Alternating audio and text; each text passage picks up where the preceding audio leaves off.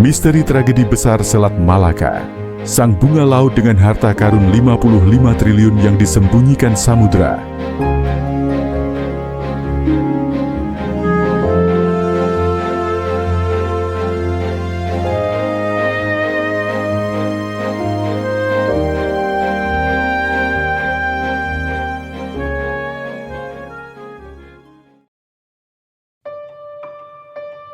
Flor de la Mar. Di bawah permukaan laut yang tampak tenang, tersembunyi lebih banyak kisah tragedi dan ketamakan dibandingkan kebesaran. Laut adalah penjaga yang setia, tapi juga algojo tanpa ampun.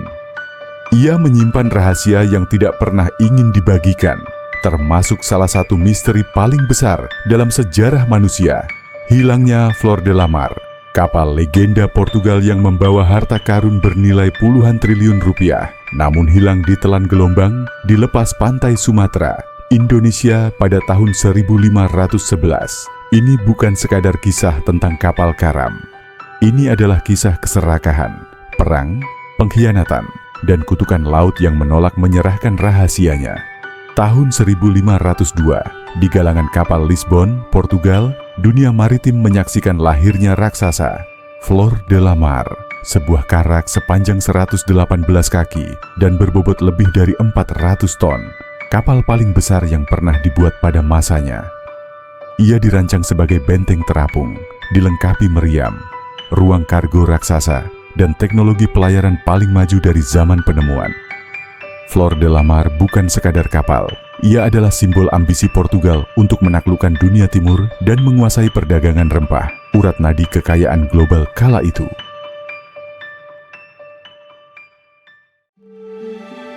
Selama hampir 9 tahun, kapal ini menjelajahi Samudra Hindia, menembus badai, menghadapi bajak laut, dan memimpin ekspedisi kolonial. Ia terlibat dalam penaklukan Goa di India, dan kemudian berada di garis depan saat Afonso de Albuquerque, laksamana legendaris Portugal, menaklukkan pusat perdagangan terbesar Asia Tenggara, Kesultanan Malaka.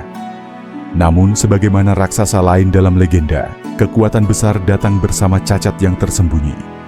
Flor de la Mar terlalu besar untuk laut yang liar, terlalu berat untuk dikendalikan, dan lambat merespons badai.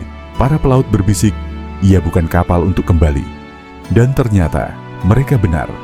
Tahun 1511, setelah kemenangan besar di Malaka, Portugis merampas kekayaan yang tak terbayangkan nilainya.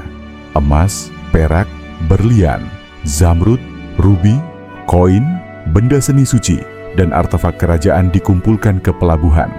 Termasuk 50 ton emas murni, 200 peti permata dan koin langka, 4 patung singa emas berukuran asli, meja bertatahkan permata milik Ratu Malaka, peta langka buatan seniman Jawa yang menggambarkan rute rahasia menuju Cina, gelang emas Raja Sabandar.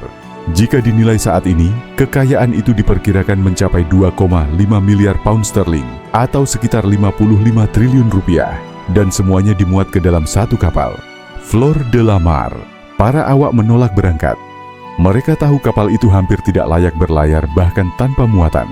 Tapi perintah Raja Manuel I tak bisa dibantah. Pada 20 November 1511, Flor de la Mar meninggalkan pelabuhan Malaka. Tak seorang pun di kota itu bernapas lega, karena semua orang merasa ini adalah awal dari bencana. Menjelang tengah malam di perairan timur Laut Sumatera, laut berubah wajah. Angin melolong seperti serigala kelaparan. Ombak menghantam kapal seperti palu perang. Selat Malaka, jalur air sempit yang terkenal berbahaya, mengamuk tanpa tanda. Di gelap pekat, badai raksasa menghantam Flor de la Mar. Muatan emas yang amat berat membuat kapal kehilangan keseimbangan. Deknya pecah, badannya terbelah dua. Benteng kebanggaan Portugal itu terangkat ke puncak ombak raksasa, lalu jatuh seperti batu. Jeritan memenuhi malam. 400 orang tenggelam bersama kapal. Bahkan meriam tak terdengar di tengah suara laut yang meraung. Afonso de Albuquerque selamat bersama beberapa awak, namun ia menyaksikan harta kerajaan menghilang tanpa jejak di hadapannya.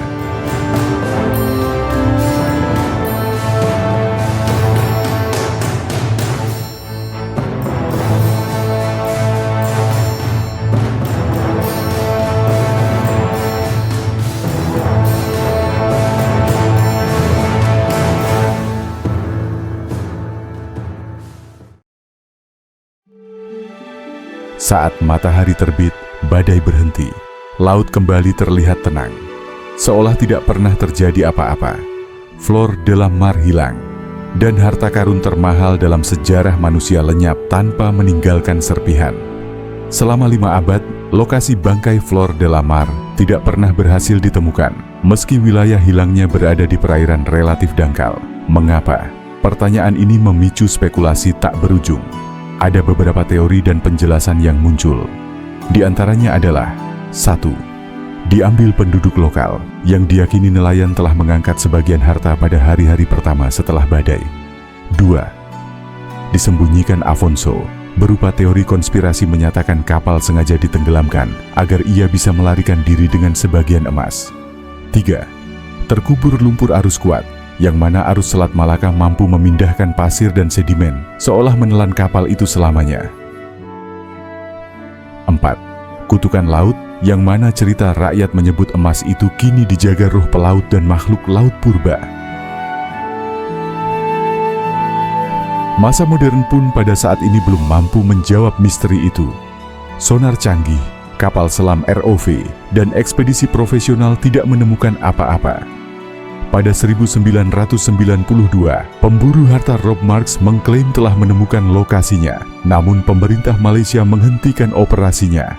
Pada 2010, koin tangka dari era Malaka ditemukan dekat Diamond Point, Sumatera Utara, membangkitkan harapan baru, namun hasilnya kembali buntu. Seolah laut sendiri tidak menginginkan rahasia ini dibongkar. Apa yang membuat dunia terus mencari kapal ini? Bukan hanya karena hartanya, namun karena Flor de la Mar adalah simbol jiwa manusia, serakah, berani, ambisius, dan rapuh. Ia mengingatkan kita bahwa kekayaan tidak menjamin keselamatan. Ambisi bisa menjadi bencana, bahkan raksasa terkuat bisa runtuh dalam sekejap. Dan yang paling penting, beberapa misteri memang ditakdirkan tidak pernah terpecahkan. Hari ini, ketika kapal tanker dan kapal selam nuklir melintasi Selat Malaka, mungkin tepat di bawahnya, harta 55 triliun rupiah itu tidur dalam kegelapan. Atau mungkin tidak pernah ada di sana lagi. Laut tertawa, dan kita tetap bertanya. Flor de la Mar mungkin sudah hancur berabad-abad lalu, tetapi legenda bunga laut itu terus hidup. Ia mekar di benak mereka yang percaya bahwa di bawah gelombang tersimpan emas, hantu, dan rahasia yang menunggu untuk ditemukan. Sampai dunia menemukan kebenarannya, cerita ini tidak akan pernah berakhir.